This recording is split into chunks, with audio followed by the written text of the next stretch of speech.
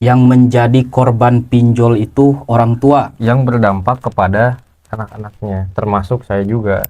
Jadi orang tua itu pinjol, dampaknya kepada anak gitu. Iya, awal-awal pinjol itu pas waktu COVID-19. Awal pinjol pas waktu COVID. Ya, Oke. Gimana sih sekarang kabar orang tua Karapik setelah punya hutang dipinjol?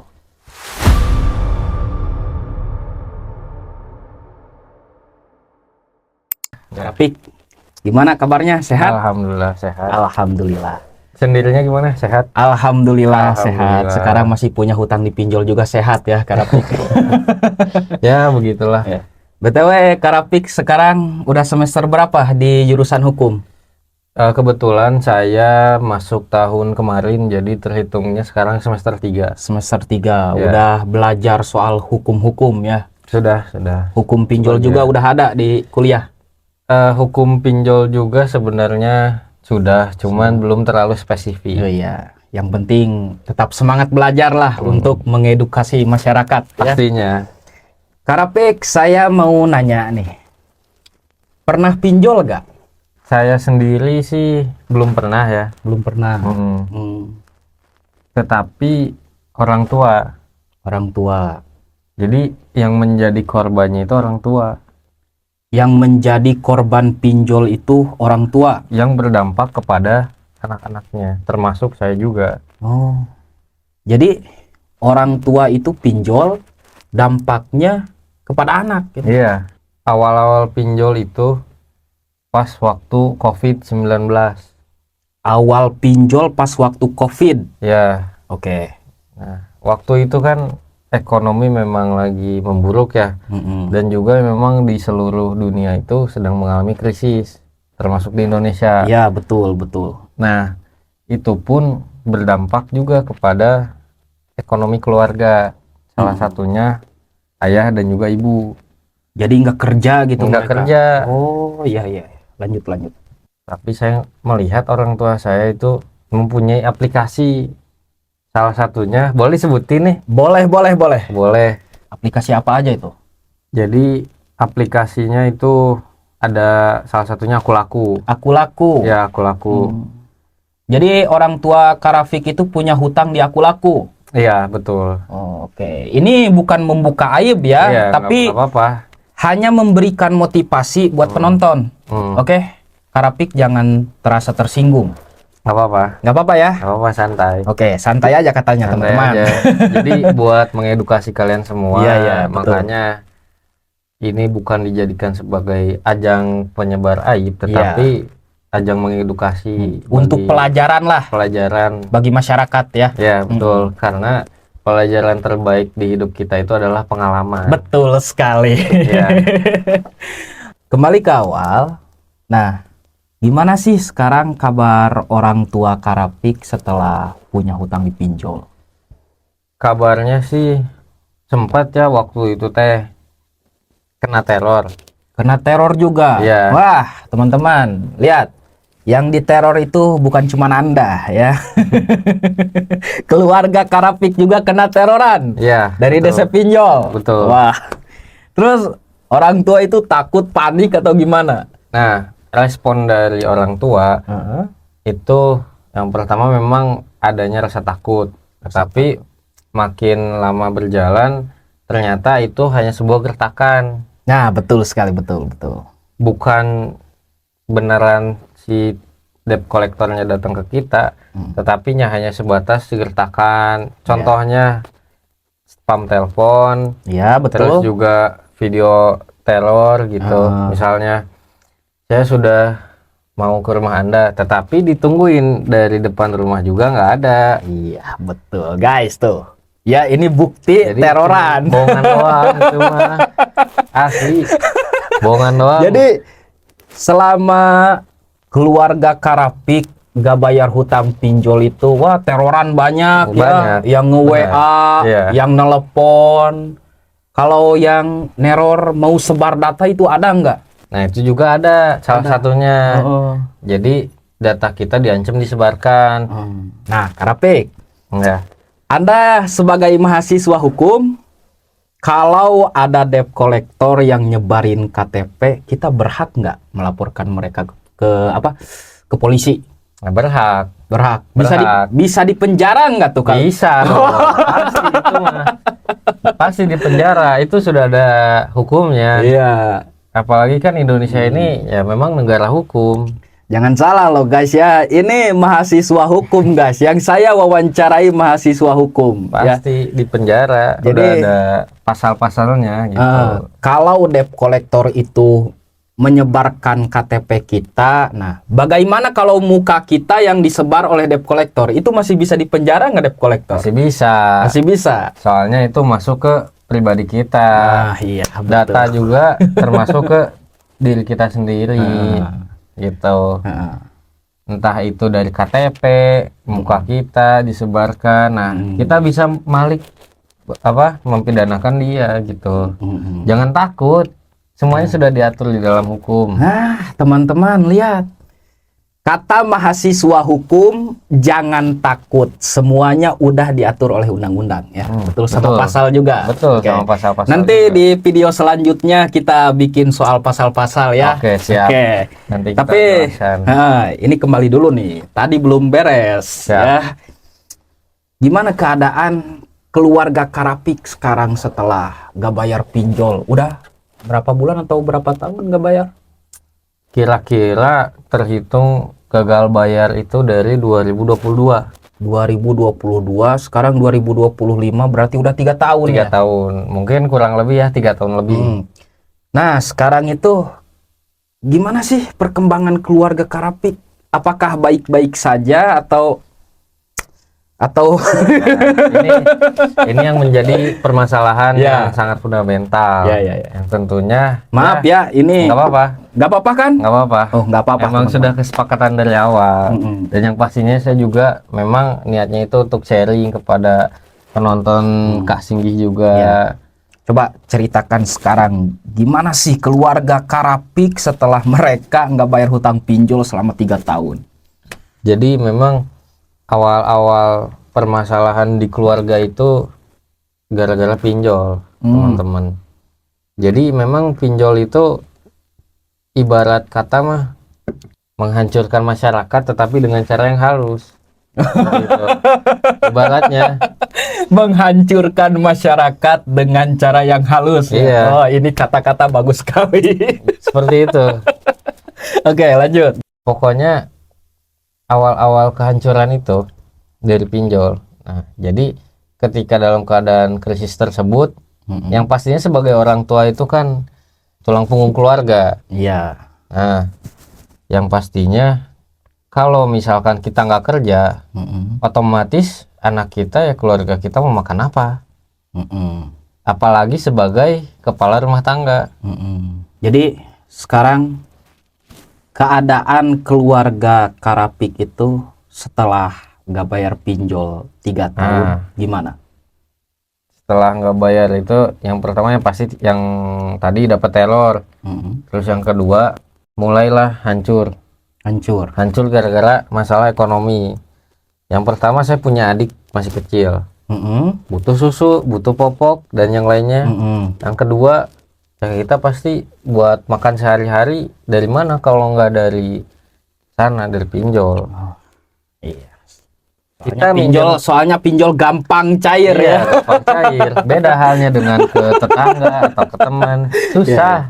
Kita cuman bilang P, mereka pasti udah curiga. Wah, P ini apakah pinjam uang atau apa?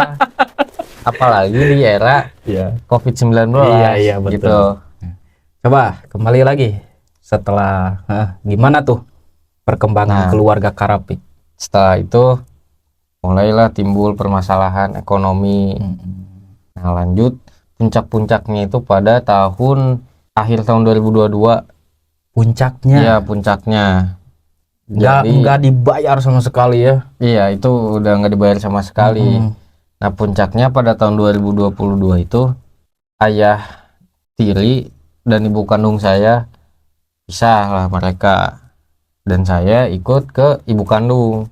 Jadi keluarga Karapik cerai? Iya, dari awalnya emang sudah cerai. Jadi saya punya bapak tiri dan ibu tiri. Nah, tunggu sebentar. Cerai ini gara-gara pinjol bukan? Kalau untuk yang pertama masih ibu bapak kandung itu bukan gara-gara pinjol. Nah, tetapi pas di bapak tiri ibu kandung, nah itu baru gara-gara pinjol. Oh. Oke, lanjut. Menarik ini teman-teman. Jadi gitu. Nah, jadi kesimpulannya ya gitu sih. Jahat lah pokoknya mah. Jadi kesimpulannya, mohon maaf nih Karapik ya. Keluarga itu hancur gara-gara pinjol. Mohon maaf ya, saya tidak menghina. Gak apa-apa, santai. Iya, ya. Jadi ada suatu keluarga lah yang berpisah gara-gara pinjol. Ya, teman-teman, ini menjadi pelajaran buat kalian. Jadi intinya kalau kita diteror pinjol itu nggak usah takut ya. Santai aja. Jangan jadikan pinjol sebagai penghancur buat keluarga kita ya. Nah, yang terakhir Karapik. Menurut Karapik nih, kalau kita nggak punya uang sama sekali, nggak punya pekerjaan, apakah pinjol itu menjadi solusi buat kita? Nggak akan menjadi solusi. Nggak akan. Jadi Karapik gede. Kan kadang ada orang yang kayak gini, waduh gua nggak punya uang, nggak punya kerjaan, pinjol aja deh. salah itu, salah. Oh, salah. Salah itu. Jadi harus gimana? Jadi pemikiran yang salah. Ibaratnya ketika kita nggak punya uang atau nggak punya pekerjaan, itu berarti merupakan suatu masalah. Nah, pinjol itu bukan merupakan solusi. Tetapi solusi ketika kita nggak punya uang, nggak punya pekerjaan, itu ya mencari kerja. Mau kerja di apapun yang penting halal. Jadi pinjol itu cuman sementara, ujung-ujungnya ketika kita galbay, yang pastinya data kita tuh di blacklist. Dan ya, itu jadi pengalaman pribadi. Iya. Soalnya ya orang tua pun seperti itu. Dari aplikasi A ke aplikasi B itu susahnya minta ampun. Kadang emang udah di blacklist, jadi nggak bisa dimanapun. Ya. Sudah dibekukan gitu. Betul. Ini Karapik kok bisa tahu gitu, dari mana ini? Ya, pengalaman. Dan juga memang saya juga menganalisis orang-orang yang memang kena pinjol gitu. Bahwa ketika mereka sudah terjerumus ke dalam lingkungan pinjol, lingkungan apalagi judol ya kan. Iya, sekarang tuh banyak orang yang judol, hancur lah, pakai pinjol, judol lagi, pinjol lagi. Itu akhirnya nggak kebayar. Itu ibaratnya mah gini, kalian judol, terus kalian kalah di dalam judol itu, dan kalian pinjol, itu kalian ibarat gali lubang tutup lubang. Ya, betul sekali Karapik. Coba nih satu lagi Karapik. Gimana? Pinjol ini menghancurkan masyarakat atau membantu masyarakat? Nah, pinjol ini merupakan salah satu penghancur masyarakat. Salah satu penghancur masyarakat ya. Iya. Soalnya kan kita pinjam 1 juta, bayar 1.200.000. Nah, itu yang menjadi penghancurnya. Jadi menurut Karapik, pinjol ini adalah penghancur masyarakat, tidak membantu masyarakat ya. Yang miskin tetap miskin, yang kaya tetap kaya. Nah, itu. Tapi menurut Karapik nih, pinjol itu bisnis atau bukan sih? Menurut saya pribadi, pinjol itu merupakan bisnis. Bisnis ya, yang dikendalikan orang-orang kaya kan? Iya. Di dalam ilmu filsafat ada yang dinamakan dengan kaum borjuis dan kaum proletar. Yang saya ketahui, mungkin boleh diralat ya. Nah, mereka itu berada di dua sistem ekonomi yang berbeda. Si kaum borjuis ini yang mempunyai tanah atau yang mempunyai modal, pemilik modal, sementara kaum proletar ini adalah orang-orang yang menjadi buruh. Jadi pinjol itu ibarat kayak gitu ya? Iya, jadi itu merupakannya bisnis yang sudah diatur gitu. Apalagi masyarakat Indonesia mudah tergiur dengan adanya uang yang instan. Betul sekali teman-teman. kita berdiskusi dengan mahasiswa itu banyak ilmunya ya. Jadi ini video yang sangat bermanfaat untuk Anda. Ya udah minum dulu lah, capek. Minum dulu ini. Capek ini air mineral apa nih? Stream. Nah, jadi Kak Singgi, Anda sudah beberapa kali bertanya kepada saya. Nah, sekarang giliran saya bertanya kepada Anda. Oh, silahkan, boleh. Jadi, menurut saya pribadi, Ya. video yang Kak Singgi berikan itu sangat edukatif. Jadi memberikan motivasi kepada penonton-penonton yang memang terjebak di dalam lingkaran pinjol. Nah, Kak Singgi, apakah selama Kak Singgi menjadi konten kreator yang membahas tentang aplikasi-aplikasi pinjol ataupun tentang yang lainnya yang saya lihat, nah, apakah Kak Singgi pernah ada yang neror? Banyak. Jadi gini ya, saya terangkan pelan-pelan. Kalau kita bikin konten pinjol, resikonya dikejar-kejar debt collector. Jangankan di handphone, ke rumah aja ada yang datang suruh berhenti bikin konten pinjol. Bahkan ada yang melaporkan saya. Tapi saya itu kebal hukum. Karena sebelum saya bikin konten pinjol, saya baca-baca dulu tuh pasal-pasalnya. Takut salah ngomong. Benar. Setelah dianalisis juga memang ya tidak ada yang melanggar. Iya, saya itu tidak pernah melanggar karena saya selalu bilang kayak gini. Kalau Anda punya uang, Anda wajib membayar. Kalau nggak punya uang, ya udah galbay dulu aja. Gitu. Itu yang menyelamatkan saya. Benar. Apalagi ada yang harus dipertanyakan. Tapi kok Kak Singgi sebagai konten kreator tuh datang ke rumah ataupun lagi di jalan gitu? Iya, karena saya galbay juga. Saya itu galbay pinjol, gagal bayar nih ya, sambil bikin konten. Itu resikonya besar. Yang pertama ada debt collector yang nagih hutang, khusus nagih hutang. Nah, yang kedua ada debt collector yang ngoceh-ngoceh soal konten. Hapus konten ini, saya nggak suka lah. Ya, saya nggak bisa hapus lah. Soalnya itu kan nggak ada yang melanggar. Iya. Itu hanya untuk edukasi bagi orang dan memotivasi orang lain. Toh kalaupun melanggar juga kan pasti dari pihak YouTube pun di ban, dolar kuning. Udah dihapus lah videonya. Mungkin udah dihapus. Nah, kalau Karapik bikin konten pinjol, berani nggak? Saya mau nanya nih. Anda itu kan sebagai mahasiswa hukum, Anda tahu hukum, tahu pasal-pasal. Kalau Anda bikin konten pinjol, lalu dikejar-kejar debt collector, berani nggak? Untuk saat ini mungkin ya belum berani ya. Belum. Karena yang pertama itu menyangkut diri saya pribadi. Iya betul. Apalagi kan sebagai mahasiswa. Iya. Takutnya betul. bisa merambat ke progres perkuliahan saya. Seperti itu. BTW, Anda itu kan kuliah di jurusan hukum, ya. Ada nggak teman Anda yang pakai pinjol, terus dia galbay? Ada. Pasti ada. Mereka itu kan tahu hukum. Terus kenapa mereka galbay? Mungkin lagi kepepet. Kepepet Iya. buat bayar SPP, Buat bayar SPP, buat bayar ujian. buat Jadi- nafkahin pacar. Gitu.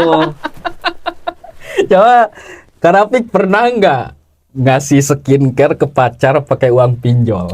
Jangan. Jangan. Jangan itu guys.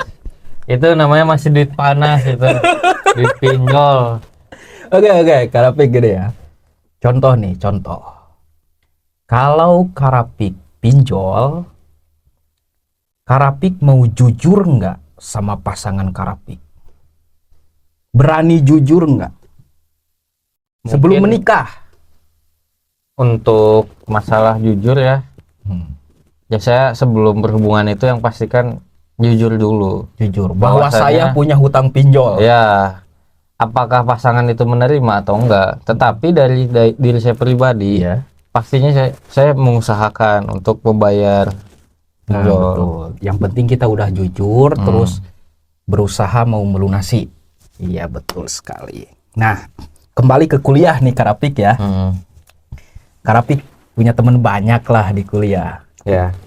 Mereka ada juga yang diteror itu. Ada. Yang diteror sama debt collector ada. Ada. Tapi mereka udah nggak takut ya, soalnya tahu Nggak hukum. takut. Iya, udah tahu hukum.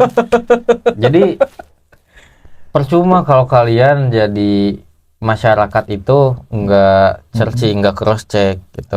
Betul. Sebelum melakukan sesuatu itu yang dipastikan kita sudah tahu ilmunya terlebih dahulu.